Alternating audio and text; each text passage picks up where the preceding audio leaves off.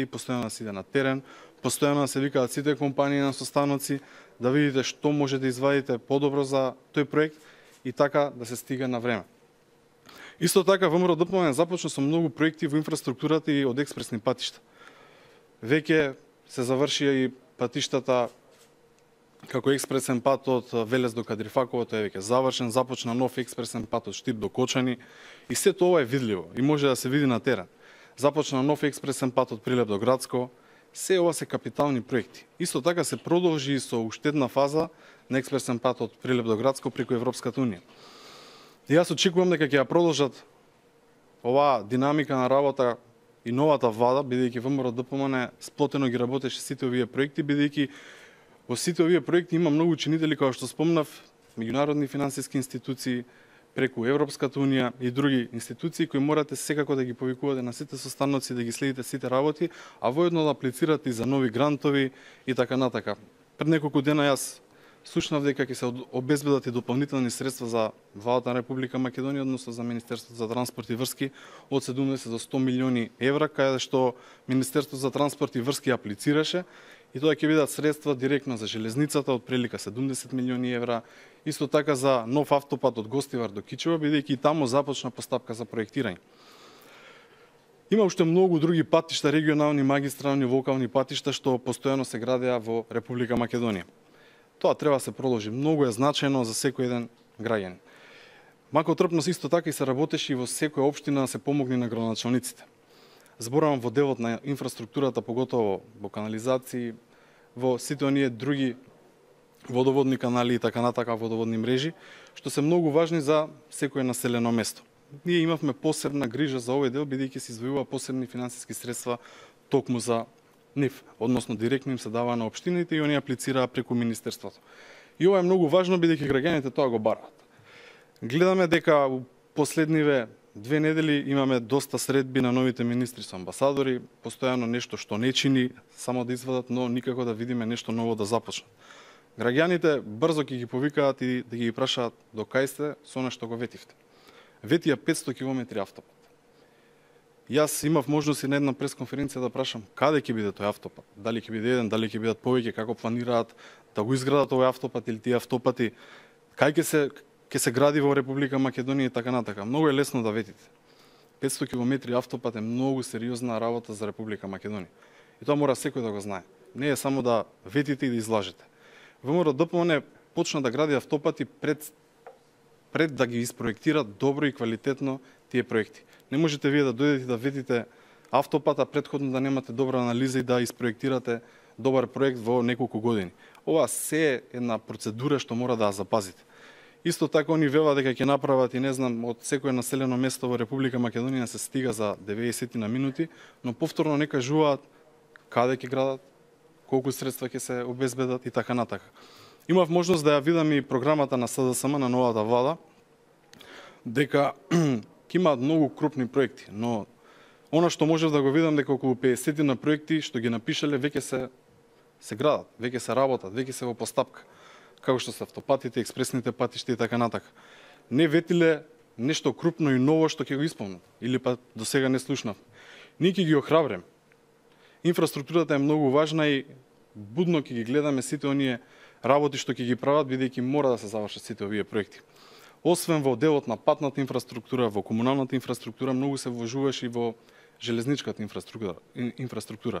Почна да се градат железници, почна да се градат железнички станици, набавивме нови возови во Република Македонија, сите 6 стигнаа во Република Македонија, се почна постапка за нови 4 локомотиви и така натака. Се надеваме дека ќе продолжат и они со ова темпо.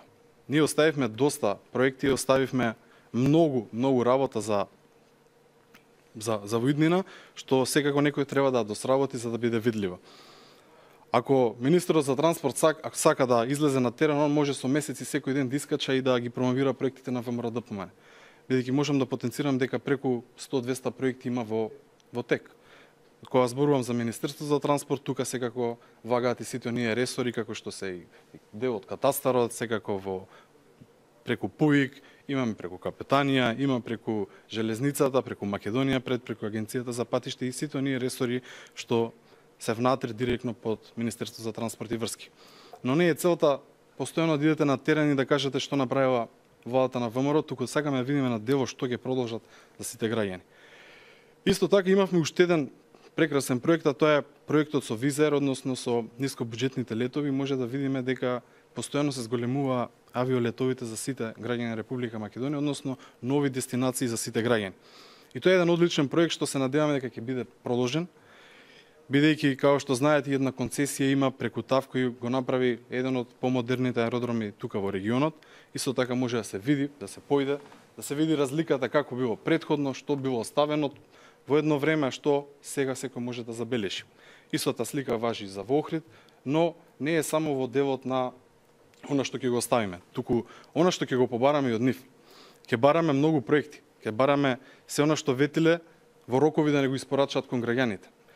Бидејќи ако сакате да бидете министер, ако сакате да бидете дел од владата, нема само сликање и со странски дипломати се гледат, и тоа е одлична можност и не викам не, но треба да излезете на терен, да се видите со граѓаните, како што тоа ние го правевме постојано, и да ве таргетираат и да ве прашаат тоа што нив ги интересира. Водоводот, канализацијата, патчето и така натака. Ние тоа го правевме, да кажам, многу добро, односно пробувавме на секој можен начин да ги исполниме сите оние очекувања од граѓаните. Ние сега ќе бараме уште повеќе тоа да се случува, бидејќи имаат големи ветувања од СДС. А тоа ако не се исполни, тоа значи дека народот е излажен.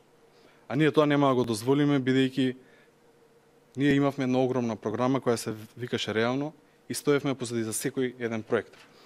Исто така направивме многу проекти други во сите области за подобар живот и стандард на граѓаните. Со измена на многу закони, поготово на законот за дивоградби, односно за легализацијата, кој директорот на Катастар Славе ќе објасни околу сите оние работи, до кај сме и што сме, но исто така и сите оние други постапки што ги имавме во продажба на земјиште, бидејќи почна да се продава земјиштето од 1 евро за квадрат, тоа значи дека и многу млади да може да си купат земјиште, да може да почнат да градат, па потоа бесплатни проекти понудивме за сите граѓани, зборам проекти за да си направат своја куќа, почна да се градат многу станови, социјални станови, исто така станови за млади брачни парови. Потоа продолживме и со многу други проекти од овој контекст што допираат до секој еден граѓан. Ние ќе бараме постојано тоа да се случува.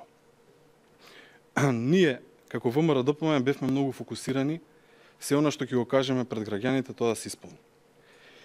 Ние секогаш гледавме да биде тоа во рок. Но кога се работи во инфраструктурата, секогаш треба да дадете повеќе од себе за да го исполните тој рок, бидејќи често пати се појавуваат и непредвидени работи. Ние од новата влада ќе го бараме тоа рационално, нема само да критикуваме без основа, туку реално ќе ги кажуваме што е она што го ветиле, што не го исполниле, а будно ние ќе ги следиме активностите и ќе кажуваме ние што сме направили. Бидејќи сега кога ќе поминете и за кратко време по новите автопати, ќе знаете дека ВМРО-ДПМН ги почнал и се скоро во завршна фаза автопатите и дека некој навистина се потрудил да се стигне до таа фаза. Ако гледаме дека постојано зборуваат, ќе се укинува нешто, ќе се поништуваат некои работи, ќе се стопираат проектите, во инфраструктурата тоа не сме да се дозволи. И ние ќе се заложиме исто така и во како партија, исто така да се продолжи во локалната самоуправа сите оние проекти што се многу значени, поготово и за градот Скопје, но тука градоначалникот ќе каже колку многу е инвестирано и колку е сменета сликата, не само на градот, туку и општо во Република Македонија. Затоа добро е да се има вакви панел дискусии, да се слушне што е направено, докаде сме направиле, што оставаме и што секој може да види директно на терен, бидејќи по тоа сме препознатливи. Единствени сме, бидејќи има единство во партијата, имаше единство во владата, можеше да се видат сите оние капитални проекти.